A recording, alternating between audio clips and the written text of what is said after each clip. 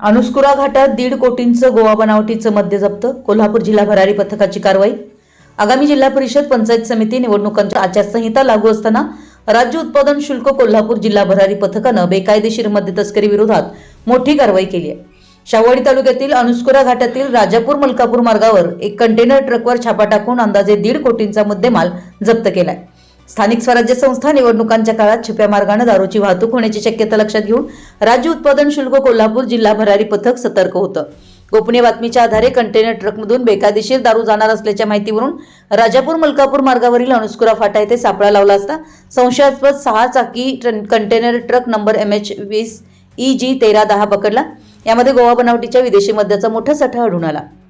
यामध्ये 180 मिलीच्या 76,800 बाटल्यांचे 1600 बॉक्स जप्त केले.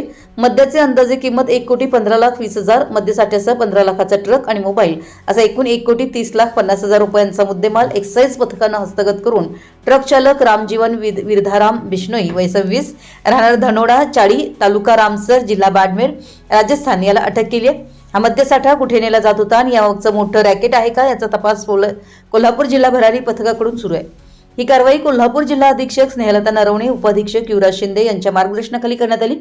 या कारवाईत कोल्हापूर जिल्हा भरारी पथक 1 चे निरीक्षक सदानंद मस्करे, दुय्यम निरीक्षक अभयकुमार साबळे, दुय्यम निरीक्षक अजय वाघमारे, कांचन सरगर, विलास पवार, सचिन लोंढे, विशाल भोई, धीरज पांढरे, साजिद मुल्ला यांनी सहभाग घेतला.